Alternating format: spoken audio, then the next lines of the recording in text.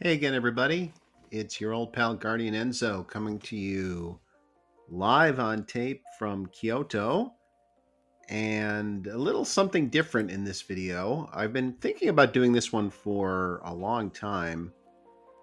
Always hesitated because honestly, I thought, why ask a question I don't have the answer to? But it's an interesting question anyway, and maybe one of you will give me the answer. So I figured, what the hell, let's give it a shot. I want to talk about Kimetsu no Yaiba. Not just Kimetsu. I want to talk about what Kimetsu represents and the trends in the way anime and manga are consumed. That will take us to stuff like Jujutsu Kaisen and Tokyo Revengers as well, and maybe talk about the future a little bit. But the nut of this, the essence of it is that Kimetsu no Yaiba is a monstrous hit, and unlike some series that are monstrous hits, I frankly have a very hard time understanding why. And to be clear, it's not because I hate or even dislike Kimetsu no Yaiba, Demon Slayer. It would be easier in a sense if I did, because then I could just say, oh, it's whatever I hate about it that's causing it to be so popular. But the fact that that's not the case makes this a much more puzzling question for me. And the sheer size of the phenomenon is the other part of it that's baffling. Uh, in the West, Kimetsu is very popular. Demon Slayer, as we call it in English, it's very popular. It's big, but I don't think everyone, even in the anime manga fandoms outside of Japan, truly understands how big this is. Because I mean, in some respects, in the States, for example, Boku no Hero Academia is actually bigger than Kimetsu. It outsells it in English manga volumes still, and Boku no Hero Academia is still extremely popular in Japan. It's a big hit. It's a normal hit though. Uh, Nothing about Kimetsu is normal. Frankly, nothing about Kimetsu is normal. And I think if we break this down in stages, the first stage we have to talk about is documenting to a certain extent just how big a hit Kimetsu no Yaiba is. Uh, and it's a big honking hit. It's really a commercial phenomenon, quite unlike any other, I think, that anime and manga has ever seen.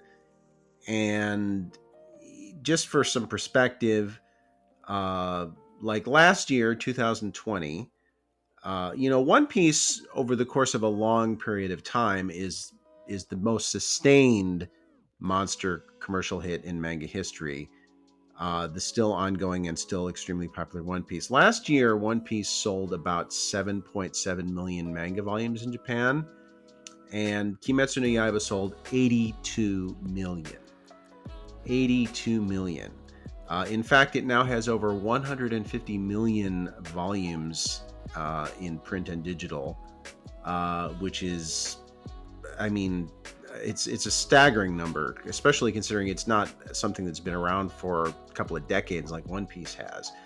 Um, you could even say that the overall impact. I mean, looking at movies, the Demon Slayer movie, Mugen Train, which is now being somewhat cynically recycled from the TV series, sold over 1 million copies on Blu-ray and DVD in the first 3 days since it was released. The movie was the worldwide box office leader in 2020. Obviously, it was the Japanese box office leader. It was the worldwide box office leader at 503 million US dollars. It's been estimated that Kimetsu no Yaiba has generated, as of early this year, so it's going to be a lot more now, something in the neighborhood of, I don't even remember the exact number. I think it's 270 billion yen, something like that, in economic impact. So it's got to be over 300 billion yen now, which is over $3 billion in economic impact. It's truly staggering. I mean, when it was at its peak, Kimetsu was occupying the top 20 slots on the Oricon manga chart, which had never been done before, week after week. It's been done since now by Jujutsu Kaisen, and Tokyo Revengers has come very close to doing it too. so that's part of this discussion. Is has Demon Slayer fundamentally changed the way anime and manga are consumed? But at the time, it had certainly never been done. And you may say, oh, well, the manga ended. 2020 was the big year. It was huge, but 2021, it's the year of Jujutsu Kaisen. It's the year of Tokyo Revengers. Well, guess what? The leading manga series in terms of total volumes in the first half of 2021 was. It was Demon Slayer, Kimetsu no Yaiba, at over 26 million. It even having ended, it still beat out Jujutsu Kaisen just on the basis of back issues. And it should be noted that Tokyo Revengers is considerably behind both of them, as big a hit as that is. We're talking 26 million volumes for Demon Slayer, 23 million for Jujutsu Kaisen, and about 5 million for Tokyo Revengers in the first half of the year. And poor old Attack on Titan, Shingeki no Kyojin, which was considered a huge hit and is a huge hit, is languishing all the way down in fourth place at about 4.6 million. As for the fifth place one, we'll talk about that in a minute, because that's part of the last part of this conversation. But so it's a very, very, very, very big hit. It is, over the course of a short-term 2-3 year period, the biggest commercial success in the history of anime and manga. It was the leading box office, leading book, not manga book, because there was the Kimetsu no Yaiba book was the number one selling book in Japan. Totally dominated manga, totally dominated Blu-ray, totally dominated streaming. It's huge. It's not just a normal sized hit. It's beyond a normal sized hit. The puzzling thing to me, honestly, is, to me, Kimetsu no Yaiba, as followers of the blog will know, Kimetsu no Yaiba is a pretty good series that doesn't have anything about it that's truly exceptional. And that was one of the reasons I hesitated so long in doing this particular video, is because I don't really know the answer, and I'm kind of searching for it right along with you. Maybe you can tell me, like I said. Something like Shingeki no Kyojin, there are things I have serious issues with this series, but I can understand why it was as big a hit as it was. I get that. I get that it was doing something quite different than I'd seen before. I think that anyone had seen before. It was a game changer when the anime came out. I don't see game changer with Kimetsu no Yaiba. I just don't. And that's the part of this that I find especially interesting. It seems to be I blogged about the first dozen or a little more episodes, and I dropped it because of Zenitsu and Inosuke, the two side characters, quite frankly, especially Zenitsu, who I find to be possibly the most annoying character in anime history. Thank you, Hiro Shimono, for that wonderful performance, but I've since come to understand that I think that that's more of a stylistic issue, a choice by the series, than his performance, although his performance is egregiously bad. But nevertheless, I thought the writing was kind of sloppy, but it had a charm to it. It had an appeal to it. And I thought, oh, this is a good series. I've picked it back up this season, really, if nothing else, in an attempt to try to help me understand what it is that made this series so big. I think the most common answer you hear from people is, well, it was the anime, the UFO table anime is what did it. And there's no question that that anime adaptation has made a big difference.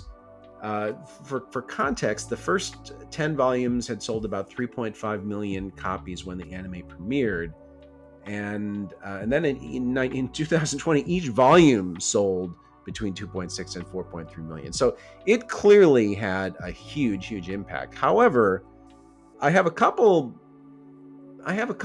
areas where I'm sort of suspicious that this is the big deal. I think, first of all, that it is an anime adaptation, that it got an anime adaptation in part. That's the first thing. Jujutsu Kaisen benefited hugely from its anime adaptation. Tokyo Revengers benefited hugely from its anime adaptation. I don't think anyone would argue those anime adaptations were exceptionally good, particularly with Tokyo Revengers, but just existing as adaptations, and we're talking about very popular manga to begin with, there was a big factor.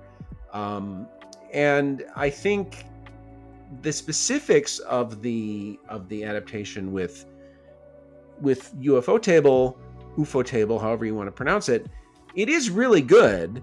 It's a beautiful adaptation. There are a couple of standout episodes that people love to talk about. That I don't deny the visual appeal. I think that particularly when it comes to the choreography of the various water and fire and the various sword fighting styles that the Demon Slayers use, the choreography is beautiful. Personally, I think it's pretty CGI heavy for my taste. It's good CGI. With this studio, it is going to be, but it's pretty CGI heavy. I personally, objectively as possible, I wouldn't place it in my top 10, certainly best visual series in the history, my anime history, maybe not even in the top 20. It's very good, but not so good, in my opinion, that alone could explain this monumental success that it's had. Uh, so really, there's something else going on here. Whatever it is, there's something else going on here. And I long to know what that is, because I don't like not understanding things. I much prefer understanding things to not understanding them. So I don't know the answer. I think what I've come to believe myself is the one hugely important factor is that it doesn't go too far in any specific direction to offend anyone. The fact that it's unexceptional perhaps is something in the magic formula, because it manages to touch all the demographic groups. It manages to reach fans of obviously shonen, but not just shonen, and it manages to not offend anybody, although Zenitsu offended me, but it manages to not offend everybody, and it can just kind of touch anybody. That to me is not a sufficient explanation either, but it makes sense to me that that's part of it. It has a very straightforward story, I think. I do think a massive part of its success is its ability to reach out to non-anime fans, which I think it has, and non-manga fans even, and there are more manga fans than anime fans in Japan. And I think Kimetsu has reached an audience of the general public in a way not too many series do. I think you saw Shingeki no Kyojin do that to an extent. Evangelion certainly did it a generation ago to an extent, but not the way Demon Slayer has. And One Piece too, I think, has done that. So I think that's a big part of it. You could not generate the kind of numbers this franchise has generated simply by not even to say otaku, but just semi-serious anime manga fans. You need to hit the general public, and it has done that. What I have also seen is that its age range of fandom is astonishing, from everything from kindergartners all the way up to adults, grandparents. Everyone seems to find something in this series that they love. And again, I think that ties into the not offending anyone theorem. I think it manages to be a jack of all trades and enough of a master to satisfy a lot of people. Maybe timing has something to do with it too. Maybe the pandemic, when people were consuming a lot more manga than they were before because they couldn't go out. At the time it was released in theaters, there was very little competition because the production industry had been slowed down in Japan for quite a while, so it didn't have a lot of competition in theaters. Maybe the fact that it is so comfortable, that it is so mainstream and middle of the road in its storytelling approach, maybe that appealed to a lot of people looking for something comforting during the pandemic. That might have something to do with it. But above and beyond that, I don't really know, and I'm fascinated by this because I think there have been far better series than Kimetsu that have generated nowhere near the commercial success. So there must be some reason beyond what I'm seeing to explain it, but I'm damned if I can figure out what it is. I mean, Roland Keltz, who is a very famous, among fans anyway, a relatively well-known anime scholar, Japanese American, and quite a good writer who's written many books on Japanese pop culture. Someone asked him flat out how he thought Kimetsu would be remembered, and he said, "I don't think it'll be viewed as a classic in 5 years." Whether that's true or not, I don't know. It certainly isn't viewed as a classic by me, and I don't think it will be viewed as a classic by me in the future. But its impact will certainly never be underestimated by me. I fully give it its props. It's the biggest thing that anime and manga has ever produced commercially. It's crossed over into the Muggle world in a way that nothing else has. If it had run for a long time, like One Piece, maybe not even as long as One Piece, but if it had run for a longer time, would it have sustained? Honestly, I don't know. Um, but the fact of the matter is, for a 2 year period, it was bigger than anything else before or since. As far as the since is concerned, we've seen a succession now. When Demon Slayer, it had its run. Then Jujutsu Kaisen came in. Now Demon Slayer and Jujutsu Kaisen are both weekly Shonen Jump series, and a weekly Shonen Jump series that gets a good anime adaptation, if it's a popular manga to begin with, that can be a bit of a combustible dynamic too. So Jujutsu Kaisen came in, as I said, it's a first half of this year was at 24 million in manga sales, which is gargantuan. It's still behind Demon Slayer, but it's huge. It had weeks where it had all top 20 slots in the Oricon chart, the manga chart. It's got movies coming out. It will have multiple seasons, so it's the next big thing. It's not as big, but it's the next big thing. Again, that's another series, which I suppose is a topic for another video, that I don't quite get why it's as big as it is, because I find it to be, again, pretty good and flawed in much the way I find Demon Slayer to be. And then you have Tokyo Revengers, which has holes in the writing as big as the Grand Canyon, but it has an appeal to me personally as a storytelling series that the other two series don't. It is more in my vein of what I look for in a story. So again, I find Tokyo Revengers a little hard to explain, because it's not, frankly, it's just not that great. But I do understand the appeal of it, I think. And the fact is that Tokyo Revengers is a big, big hit, but it's not as big a hit as Jujutsu Kaisen, which is not as big a hit as Demon Slayer. So it's not as hard to explain the size of the hit that Tokyo Revengers is as it is with JJK or Kimetsu. So we're not talking about 1A, 1B, and 1C here, to be clear. This is 1 is Demon Slayer, period, end of sentence. 2 is Jujutsu Kaisen, period, end of sentence. 3 is Tokyo Revengers, period, end of sentence. There is a distinct pecking order. Maybe if Tokyo Revengers were a Shonen Jump series, maybe it would be in the Jujutsu Kaisen class or close to it. It's not. But it's still a huge hit. So that the next part of this conversation that I wanted to talk about is, well, if this is the new way of anime and manga, is the monster, the kaibutsu that comes along and dominates. Well, we've had one in Kimetsu, then we had JJK, then we had Tokyo Revengers. All of those series will be adapted to their full completion in anime form. Jujutsu Kaisen and Tokyo Revengers are still going on in anime form, in manga form, I should say. What's going to be the next big one, though? There has to be another one that's going to come along and dominate. And I think, honestly, there are two likely candidates I see, and that's Chainsaw Man and Spy X Family, both of which have anime adaptations coming up in 2022. Chainsaw Man by Fujimoto Tatsuki it has the biggest buzz, without any question. It has the biggest buzz of any manga that has not yet been adapted into anime. I don't think you'd find too many people who would argue that. There's a lot of people who are really, really, really talk about this series. Fujimoto's one shot, Look Back, was almost universally beloved. He's an interesting writer, to say the least. Now, Chainsaw Man, to me, the biggest obstacle against Chainsaw Man being huge is that it's edgier than any of the series that we're talking about. It's certainly edgier than Kimetsu. I think it's edgier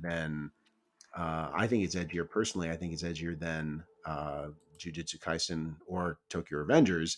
Fujimoto's earlier series is really out there in terms of being almost perverse, I think a lot of people would have to say. So maybe it's too edgy to be a monster commercial hit. on the scale of Jujutsu Kaisen or Demon Slayer, maybe even Tokyo Revengers. Maybe it isn't. But that would be and it is a Shonen Jump series, which it has going for it too. That would certainly be my top choice. But the sleeper pick, the one that I think has a chance to do this, is Spy X Family, which it's a smart series. First of all, it has an anime coming out with a pretty impressive staff list. You know, when you look at the anime adaptation coming up for when you look at the adaptation coming up for Chainsaw Man, it's Mappa. And although Mappa has a tendency to do okay with the stuff they prioritize, and I think it would be insane to think they won't prioritize Chainsaw Man. Nevertheless, it is still Mappa, and the possibility of a production disaster that's always out there. That could happen.